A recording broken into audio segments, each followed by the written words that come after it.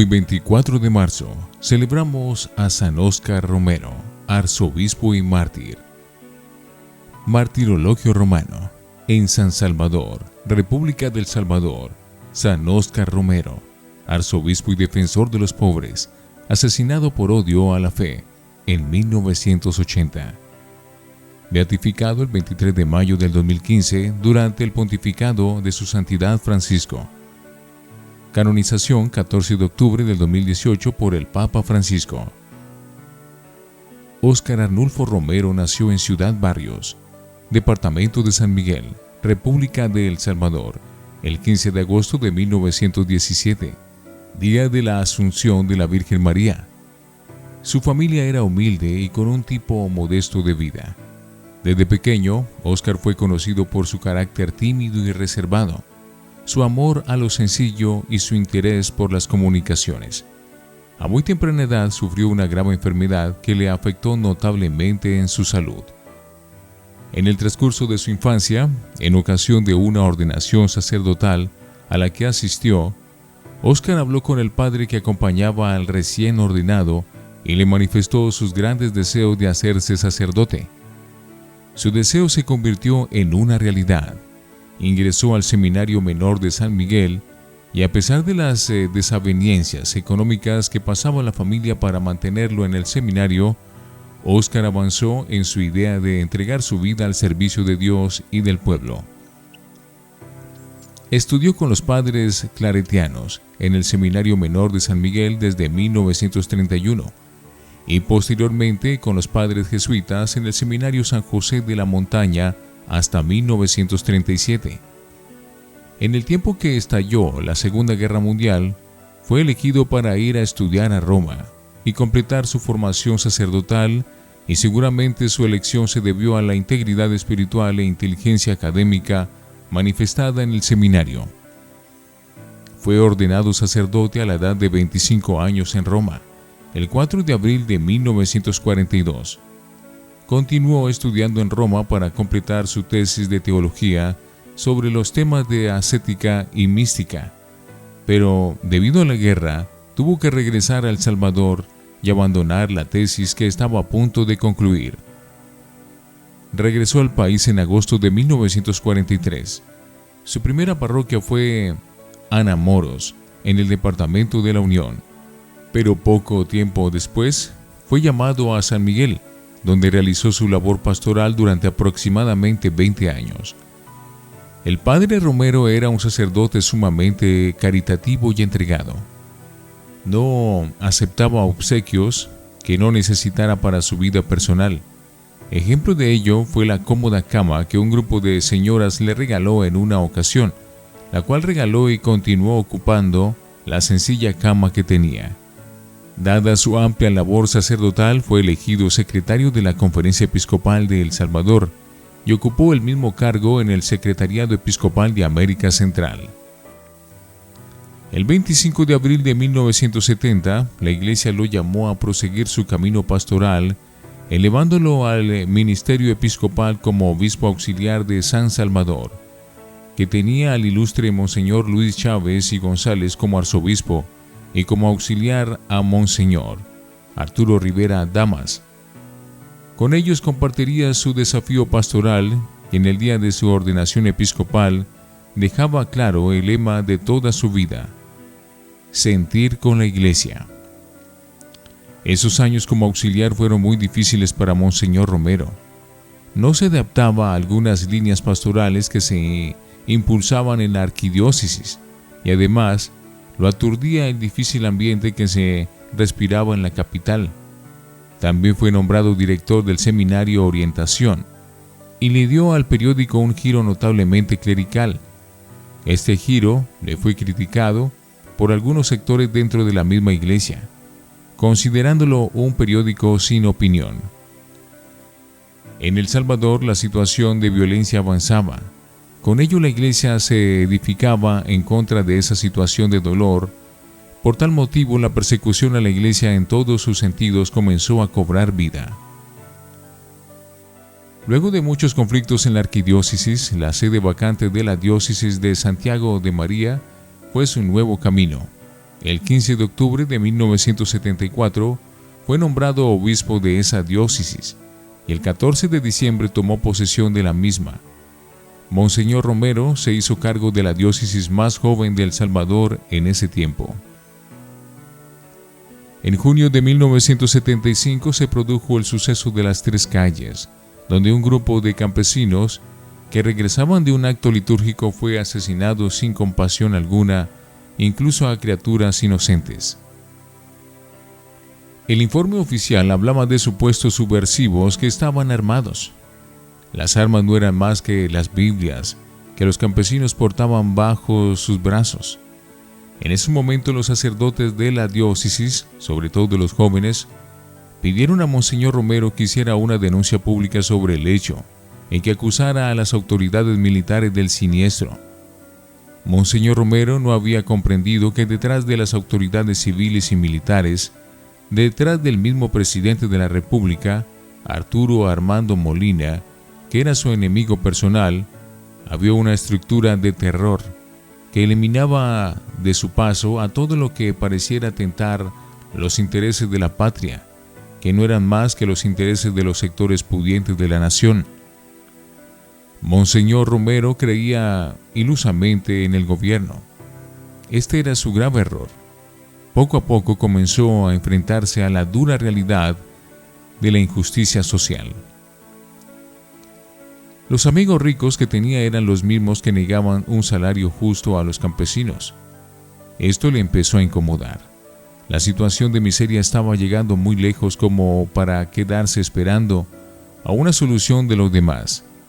La situación se agudizó y las relaciones entre el pueblo y el gobierno se fueron agrietando. En medio de ese ambiente de injusticia, violencia y temor, Monseñor Romero fue nombrado arzobispo de San Salvador el 3 de febrero de 1977 y tomó posesión el 22 del mismo mes, en una ceremonia muy sencilla. Tenía 59 años y su nombramiento fue para muchos una gran sorpresa. El seguro candidato a la arquidiócesis era el auxiliar por más de 18 años en la misma, Monseñor Arturo Rivera Damas. La lógica de Dios desconcierta a los hombres. El 12 de marzo de 1977 se dio la triste noticia del asesinato del padre Rutilio Grande, un sacerdote amplio, consciente, activo y sobre todo comprometido con la fe de su pueblo. La muerte de un amigo duele. Rutilio fue un buen amigo para Monseñor Romero y su muerte le dolió mucho. Un mártir dio vida a otro mártir. Su opción comenzó a dar frutos en la arquidiócesis. El clero se unió en torno al arzobispo. Los fieles sintieron el llamado y la protección de una iglesia que les pertenecía. La fe de los hombres se volvió en el arma que desafiaría a los cobardes con las armas del terror. La situación se complicó cada vez más. Un nuevo fraude electoral impulsó al general Carlos Humberto Romero para la presidencia. Una protesta generalizada se dejó escuchar en todo el ambiente. En el transcurso de su ministerio arzobispal, Monseñor Romero se convirtió en un implacable protector de la dignidad de los seres humanos, sobre todo de los más desposeídos. Esto lo llevaba a emprender una actitud de denuncia contra la violencia y sobre todo a enfrentar cara a cara a los regímenes del mal. Sus homilías se convirtieron en una cita obligatoria de todo el país cada domingo. Desde el púlpito iluminaba a la luz del Evangelio los acontecimientos del país y ofrecía rayos de esperanza para cambiar esa estructura de terror. Los primeros conflictos de Monseñor Romero surgieron a raíz de las marcadas oposiciones que su pastoral encontraba en los sectores económicamente poderosos del país, y unido a ellos, toda la estructura gubernamental que alimentaba esa institucionalidad de la violencia en la sociedad salvadoreña. Sumado a ello, el descontento de las nacientes organizaciones político-militares de izquierda, quienes fueron duramente criticadas por Monseñor Romero en varias ocasiones por sus actitudes de idolatrización y su empeño de conducir al país hacia una revolución.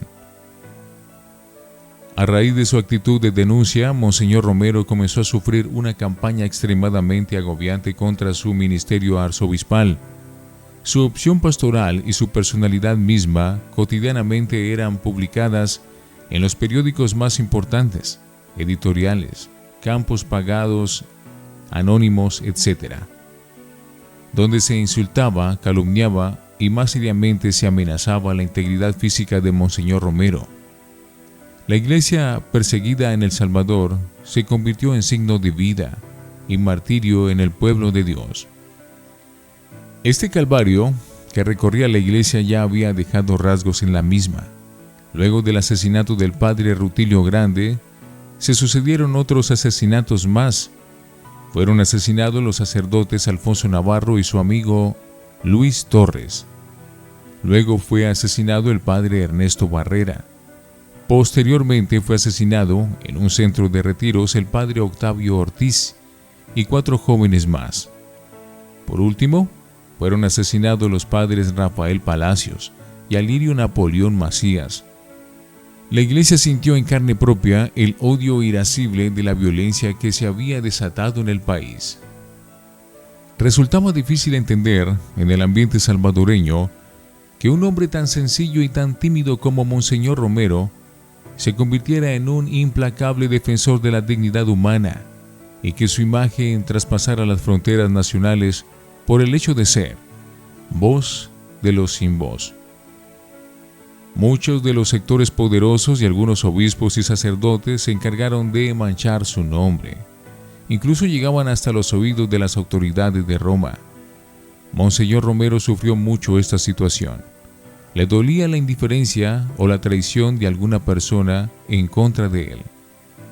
Ya a finales de 1979, Monseñor Romero sabía el inminente peligro que acechaba contra su vida, y en muchas ocasiones hizo referencia de ello, consciente del temor humano, pero más consciente del temor a Dios, a no obedecer la voz que suplicaba interceder por aquellos que no tenían nada más que su fe en Dios, los pobres. Uno de los hechos que comprobó el inminente peligro que acechaba sobre la vida de Monseñor Romero fue el frustrado atentado dinamitero en la Basílica del Sagrado Corazón de Jesús en febrero de 1980, el cual hubiera acabado con la vida de Monseñor Romero y muchos fieles que se encontraban en el recinto de dicha basílica. El domingo 23 de marzo de 1980, Monseñor Romero pronunció su última homilía, la cual fue considerada por algunos como su sentencia de muerte debido a la dureza de su denuncia. En nombre de Dios y de este pueblo sufrido, les pido, les ruego, les ordeno en nombre de Dios, cese la represión. El 24 de marzo de 1980, Monseñor Óscar Arnulfo Romero Galdamés fue asesinado de un certero disparo, aproximadamente a las 6:25 de la noche, mientras oficiaba la Eucaristía en la capilla del Hospital La Divina Providencia, exactamente al momento de preparar la mesa para recibir el cuerpo de Jesús. Fue enterrado el 30 de marzo y sus funerales fueron una manifestación popular de compañía. Sus queridos campesinos, las viejecitas de los cantones, los obreros de la ciudad, algunas familias adineradas que también lo querían, estaban frente a la catedral para darle el último adiós, prometiéndole que nunca lo iban a olvidar. Raramente el pueblo se reúne para darle el adiós a alguien, pero él era su padre, quien los cuidaba, quien los quería. Todos querían verlo por última vez. 3 años de fructífera labor arzobispal habían terminado por una eternidad de fe, fortaleza y confianza en un hombre bueno como lo fue Monseñor Romero. Habían comenzado el símbolo de la unidad de los pobres y la defensa de la vida en medio de una situación de dolor había nacido. En 1994, su sucesor en la arquidiócesis de San Salvador, Monseñor Arturo Rivera y Damas, inició su proceso de beatificación. En el año 2000, la Congregación para la Doctrina de la Fe comenzó el estudio de todos los discursos de Romero. En 2005, el postulador de la causa, el obispo italiano Vincenzo Paglia, aseguró que públicamente que Romero no era un obispo revolucionario, sino un hombre de la Iglesia, del Evangelio y de los pobres. La mañana del 3 de febrero del 2015, Su Santidad el Papa Francisco recibió en audiencia al cardenal Angelo Amato, prefecto de la Congregación para las Causas de los Santos, y autorizó a ese dicasterio a promulgar, entre otros, el decreto de martirio del siervo de Dios Óscar Arnulfo Romero y Galdamés, arzobispo de San Salvador, El Salvador, reconociendo así, de manera oficial, que su asesinato fue por odio a la fe.